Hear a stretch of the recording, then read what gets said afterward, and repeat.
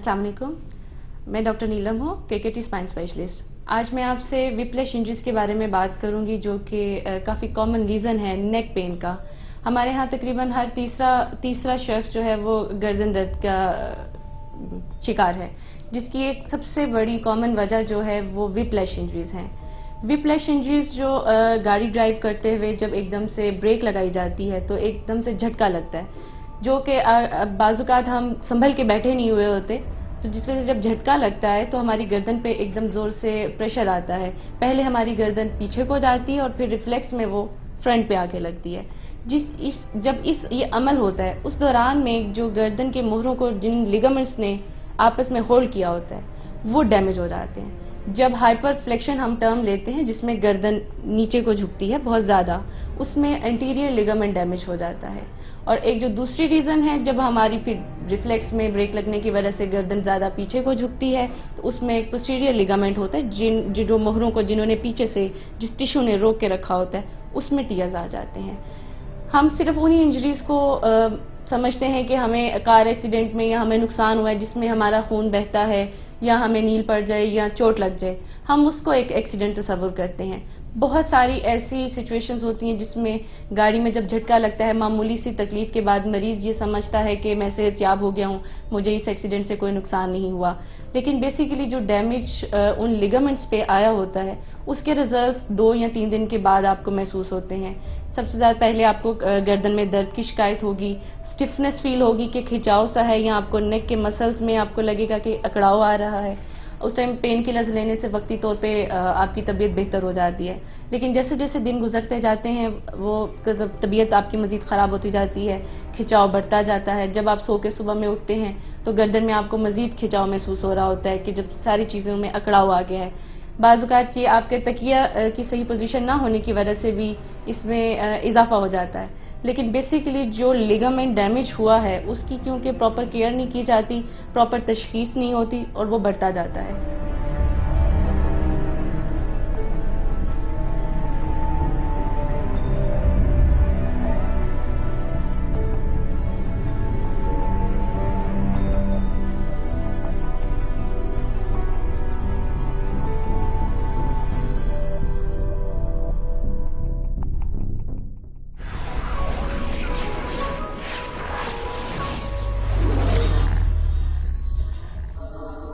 तो इसमें डिफरेंट जो विप्लैश इंजरीज हैं, इसकी डिफरेंट उसमें कॉजेज हैं, जो डिफरेंट लेवल्स के ऊपर आपको डैमेज आ रहा होता है।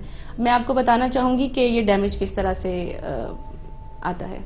जैसा कि मैं आपसे बता रही हूँ कि जब कार एक्सीडेंट होता है तो एक्चुअली में होता क्या है। जब कार एक्सीडेंट हुआ, 2 गाड़ियाँ आपस में टकराई, हमारी गर्दन सबसे पहले रिफ्लेक्स में पीछे को जाएगी। जब ये गर्दन पीछे को जाएगी तो ये जो पोस्टीरियर लिगामेंट यहाँ पे हैं, इनके ऊपर, इस लेवल के ऊपर बाज़ात फ्रैक्चर हो जाता है। छोटा सा वर्टिब्री का पीस टूट जाता है, जो कि पीछे लिगामेंट्स के ऊपर प्रेशराइज करता है।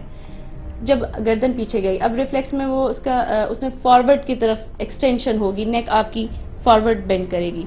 जैसे कि आप इस पिक्चर में देख सकते हैं कि जब नेक फॉरवर्ड हुई तो यहाँ पे भी इस लेवल के ऊपर छोटा सा वेट शेप डिफॉर्मिटी होती है, वेट शेप टीयर आ जाता है।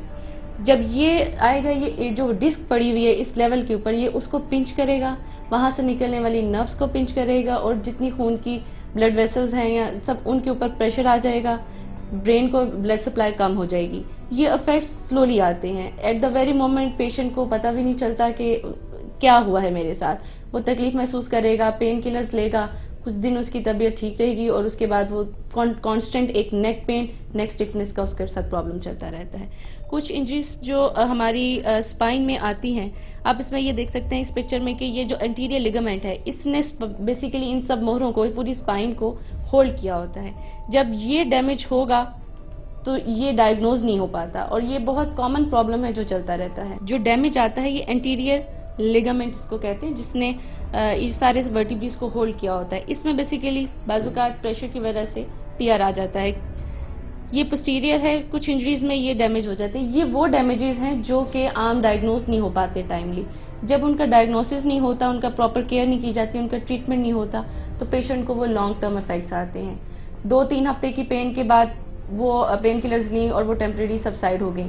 पेशेंट को क्योंकि चोट नहीं लगी, कोई उसका खून नहीं बहा, उसको यह है कि मुझे इस एक्सीडेंट से कुछ भी नहीं हुआ, लेकिन उसको एक अन चीज जो डायग्नोज रह गई है वो इन द लॉन्ग रन उसकी लाइफ में ये चीज प्रॉब्लम करती रहती है। इसी तरह बाजुकात जब डैमेज होता है तो जब नेक इंजरी हुई उसमें एक वर्टिब्रा जो है वो पुश कर जाता है फॉरवर्ड, क्योंकि प्रेशर था, हाई वेलोसिटी इंजरी थी, नेक अपनी स्टेबल नहीं रही, जिसकी वजह से एक वर्टिब्रा पूरा का पूरा मूव फॉरवर्ड कर जाता है। जब ये फॉरवर्ड होगा तो इस लेवल के ऊपर ब्लड वेसल्स और इवन स्पाइनल कॉर्ड डैमेज हो जाती है। जब स्पाइनल कॉर्ड डैमेज होती है तो उसकी वजह से आपका सारा न्यूरल कम्युनिकेशन खराब हो जाता है, इवन पैरालिसिस और पेशेंट की डेथ भी हो सकती है, क्योंकि स्पाइनल कॉर्ड की इंजरी लाइफ लॉन्ग अगर नहीं उसकी एट द वेरी मोमेंट उसकी केयर नहीं की जाए तो पेशेंट की डेथ हो सकती है।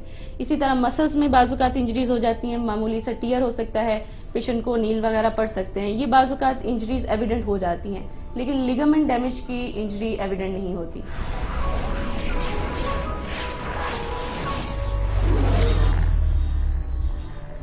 ज़रूरत इस चीज़ की है कि जब कभी आपकी लाइफ में कभी कोई एक्सीडेंट हो और उसके बाद आपको लगे कि आपकी गर्दन में विप्लैश इंजरीज या ये आपको लग रहा है, शक है कि आपको गर्दन में झटका आया और आपको पेन आई है, तो इमीडिएटली आप किसी भी स्पाइन स्पेशलिस्ट से रब्ता कीजिए।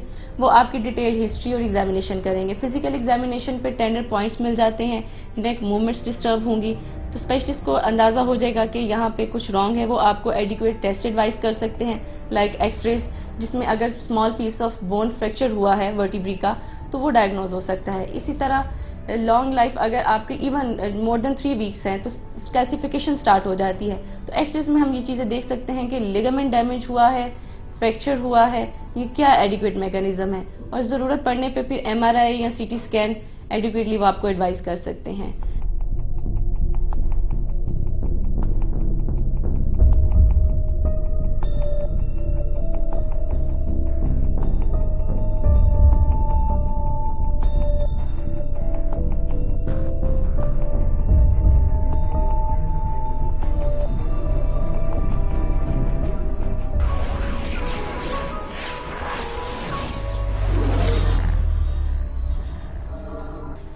ट्रीटमेंट की बात करते हैं तो जो हमारे ट्रीटमेंट ऑप्शंस अवेलेबल हैं उसमें पेन किलर्स हैं, मसल रिलैक्सेंट्स आ जाते हैं और यूजुअली पेशेंट को कॉलर एडवाइस कर दिया जाता है।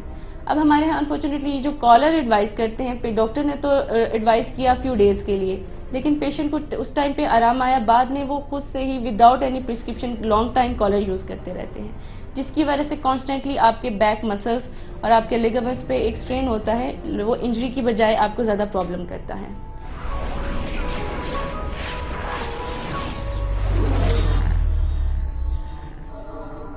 अब इसमें इसकी प्रिवेंशन कैसे की जा सकती है? हमारे ख्याल में ये इसकी सबसे पहले तो वजह दूर करनी चाहिए कि ये आखिर हुआ तो हुआ क्यों। हमें हाई स्पीड पे ड्राइविंग नहीं करनी चाहिए। इसी तरह बाइक्स पे लोग हेलमेट यूज़ नहीं करते और इसी तरह से वॉक करते हैं। जब बाइसिकल पे भी जाते हैं तो हाई स्पीड कोलिजन्स होती हैं, तो इतनी स्पीड नहीं होनी चाहिए। एक तो आपको बहुत एहतियात से ड्राइविंग करनी चाहिए। फिर जब ड्राइविंग कर रहे हैं आप उसमें हेड रेस्ट का प्रॉपर यूज़ होना चाहिए, आपकी नेक वेल सपोर्टेड होनी चाहिए।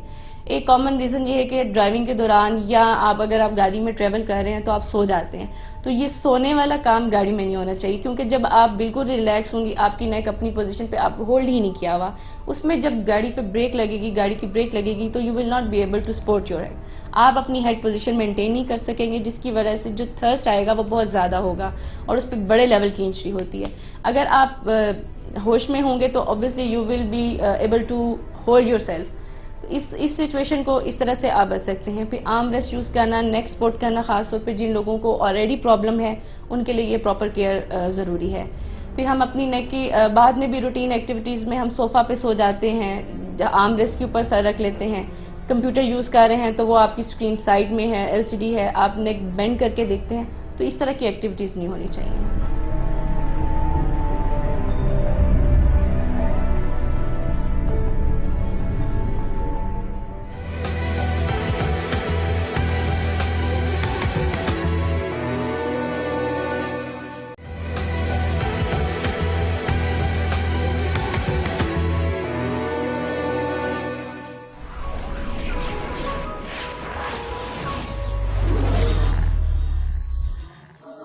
अस्सलाम वालेकुम, मैं डॉक्टर हुमा हूँ। प्रेजेंटली मैं KKT ऑर्थोपेडिक स्पाइन सेंटर के साथ काम कर रही हूँ।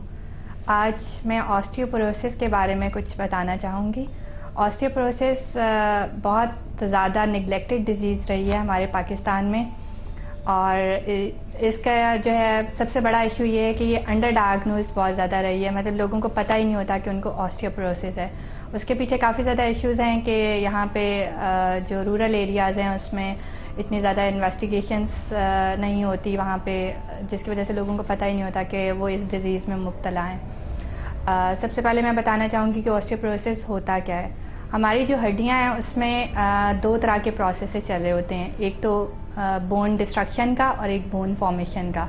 ये दोनों प्रोसेसेस साइड बाय साइड चलते हैं। मतलब बोन जितनी बोन डिस्ट्रक्ट हो रही होती है उतनी नई फॉर्म भी हो रही होती है, ताकि वो बोन मास या बोन डेंसिटी इक्वल रहे।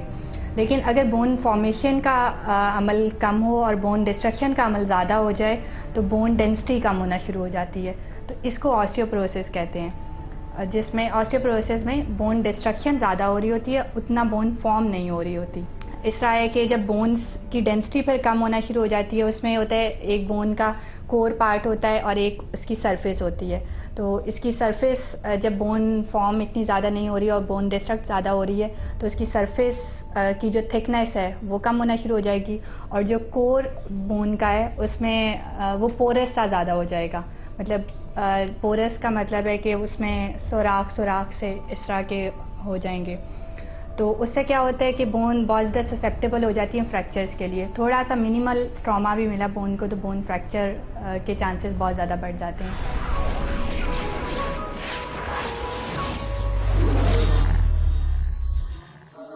अगर जिसको ऑस्टियोपोरोसिस हो रहा होता है उसमें अगर साइन सिम्टम्स पे बात की जाए तो बोन्स में पेन स्टार्ट हो जाती है। इसमें सबसे ज़्यादा लो बैक पेन की कंप्लेंट होती है, और उसके अलावा स्ट्रक्चरल डिफॉर्मिटीज़ आ जाती हैं। जब बोन्स की हाइट कम होना शुरू होगी तो ओवरऑल बॉडी की हाइट पे भी डिफरेंस आता है। मतलब स्टेचर जो बॉडी स्टेचर है वो थोड़ा सा कम हो जाता है, बॉडी हाइट थोड़ी सी कम हो जाती है, और बोन पेन स्टार्ट हो जाती है। बोन्स फ्रैक्चर बहुत ज़्यादा, अगर बोन फ्रैक्चर बहुत ज़्यादा हो रही है, थोड़ा सा मिनिमल ट्रॉमा है, बोन फ्रैक्चर हो गई, तो इसका मतलब है कि ऑस्टियोपोरोसिस है। अगर इसके रिस्क फैक्टर्स पे थोड़ा सा मैं बात करती हूँ, एक तो ये एजिंग बहुत बड़ा इसमें है कि with the time with the age जो है बोन्स की डिस्ट्रक्शन का अमल बढ़ता रहता है और बोन की फॉर्मेशन उतनी नहीं होती। तो लेकिन उसमें यह है कि अगर हम देखें तो ऑस्टियोपोरोसिस ज़्यादा 50 ईयर्स 60 ईयर्स के बाद होता है, लेकिन हर एक में उतना ही ऑस्टियोपोरोसिस नहीं हो रहा होता। लेकिन अगर 60 ईयर्स के मैं काफ़ी ज़्यादा 10-15 लोग एक ही 60 ईयर्स के बाद के देखे तो सब में उतनी इंटेंसिटी से ऑस्टियोपोरोसिस नहीं हो रहा होता। इसका मतलब है कि इसके अलावा भी कुछ और फैक्टर्स हैं जो ऑस्टियोपोरोसिस में रोल प्ले करते हैं। इसके अलावा इसमें स्मोकिंग है, अल्कोहल का यूज़ है, और अगर हमारी डाइटरी इनटेक विटामिन डी और कैल्शियम का कम हो तो उसकी वजह से ऑस्टियोपोरोसिस हो सकता है। बहुत ज़्यादा इनएक्टिव लाइफस्टाइल हो, मतलब एक्सरसाइज नहीं कर रहे, बहुत ज़्यादा एक्टिविटी बहुत ज़्यादा रिड्यूस्ड है। आजकल जिस तरह का हमारा लाइफस्टाइल होता है बिल्कुल भी उसमें कोई एक्टिविटी नहीं होती, सारा दिन बैठना और रेस्ट वगैरह ज़्यादा कुछ यही होता है। एक होता है कुछ डिजीज़ेज़ होती हैं, क्रॉनिक डिजीज़ेज़ चल रही होती हैं, जैसे इसमें क्रॉनिक रिनल फेलियर और थायराइड में हाइपरथायरॉयडिज्म, इसमें भी ऑस्टियोपोरोसिस बहुत ज़्यादा हो रहा था, और इंटेस्टाइन की कोई डिजीज़ हो उसमें भी ऑस्टियोपोरोसिस होता है। कुछ मेडिकेशंस होती हैं वो अगर उनका प्रोलॉन्ग यूज़ किया जाए तो उससे भी ऑस्टियोपोरोसिस की शरह बढ़ जाती है। इसमें एक तो स्टीरॉयड्स आते हैं जो अक्सर बीमारियों के लिए स्टीरॉयड्स बहुत ज़्यादा प्रिस्क्राइब किए जाते हैं, तो स्टीरॉयड्स का ऑस्टियोपोरोसिस में काफ़ी ज़्यादा रोल होता है, वो ऑस्टियोपोरोसिस कॉजेटिव एजेंट्स हैं। इसके अलावा कुछ एंटी सीजर ड्रग्स होती हैं वो ज़्यादा यूज़ की जाएँ, या स्लीपिंग के लिए जो ड्रग्स यूज़ की जाती हैं, सिडेटिव्स जिन्हें कहते हैं, तो उसकी वजह से भी ऑस्टियोपोरोसिस हो सकता है। हमारा आजकल इतना फ्रस्ट्रेशन का दौर चल रहा है, इतना ज़्यादा डिप्रेशन है, तो लोग मतलब अपने आप को रिलैक्स करने के लिए अक्सर स्लीपिंग के लिए टैबलेट्स यूज़ कर रहे होते हैं और फिर वो उसके आदी बन जाते हैं, तो ये भी ऑस्टियोपोरोसिस कॉज करने का वजह बनती है। और अगर हम कुछ थोड़ा सा इस पे बात करें कि इसकी रेट क्या है ऑस्टियोपोरोसिस का, तो आफ्टर 50 इयर्स ऑस्टियोपोरोसिस फीमेल्स में ज़्यादा होता है। फीमेल्स में आफ्टर मीनोपॉज ऑस्टियोपोरोसिस की बहुत ज़्यादा रेट है, क्योंकि जब मीनोपॉज के बाद जो फीमेल्स के हार्मोन्स होते हैं वो डिक्लाइन कर जाते हैं, सडन उनका डिक्लाइन आता है। तो ईस्ट्रोजन और प्रोजेस्टेरॉन ये दो फीमेल के हार्मोन्स होते हैं। ईस्ट्रोजन की कमी की वजह से ऑस्टियोपोरोसिस स्टार्ट हो जाता है फीमेल्स में। तो अगर फीमेल्स में इसका रेट देखा जाए तो फीमेल्स में आफ्टर 50 इयर्स हर 8 में से एक हर 8 खवातीन में से एक खातून ऑस्टियोपोरोसिस का शिकार होती है। और आफ्टर 60 इयर्स ये रेट इस तरह होता है कि हर 3 में से एक खातून को ऑस्टियोपोरोसिस होगा। और अगर मेल्स में देखा जाए तो आफ्टर 60 इयर्स हर 8 में से एक मर्द को ऑस्टियोपोरोसिस हुआ होता है।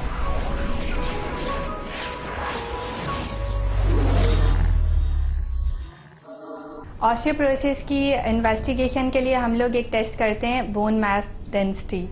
उसमें आपकी बोन मास डेंसिटी को मेजर करते हैं, जिससे हमें पता चलता है कि बोन का मास कितना है। तो इसमें एक टी स्कोर होता है, उसमें अगर 1 तक है वो, तो इसका मतलब है वो नॉर्मल है। अगर वो 1.5 से कम है या 2.5 कम है उसमें, तो इसका मतलब है कि ऑस्टियोपोरोसिस है। तो अगर इसमें हम रिकमेंड करते हैं कि after 50 years post menopausal women, अगर आफ्टर 50 इयर्स वो अगर उनका मीनोपॉज भी हो चुका है तो उनको अपना बोन मास डेंसिटी करवा लेना चाहिए। और 60 इयर्स के बाद हर जो मेल हैं उनको बोन मास डेंसिटी अपना करवा लेना चाहिए, जिससे हमें ये अंदाज़ा हो जाता है कि इनकी बोन मास कितना है। अगर वो डेंसिटी रिड्यूस्ड है तो ऑस्टियोपोरोसिस की फिर ट्रीटमेंट स्टार्ट की जा सकती है।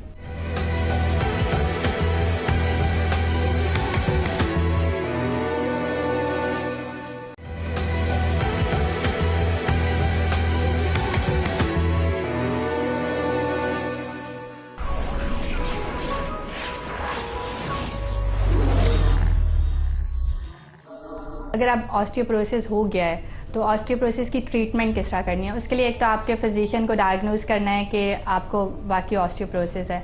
और ऑस्टियोपोरोसिस की ट्रीटमेंट में सबसे पहले अगर फीमेल हैं तो उनमें हार्मोन रिप्लेसमेंट थेरेपी हम करते हैं, ईस्ट्रोजन रिप्लेसमेंट थेरेपी करते हैं, उनको बाहर से हार्मोन्स देते हैं, ठीक है।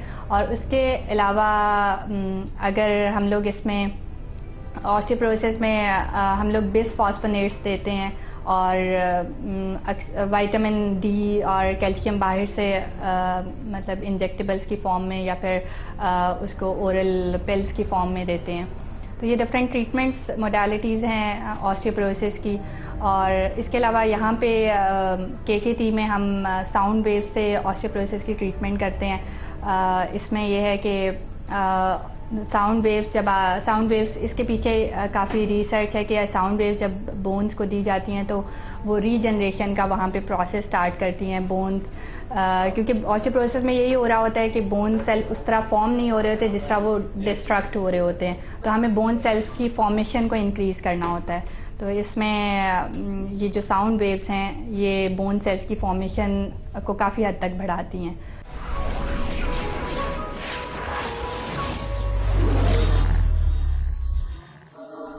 अब मैं कुछ बात करना चाहूँगी ऑस्टियोपोरोसिस की प्रिवेंशन पे, इसको प्रिवेंट किस तरह किया जा सकता है।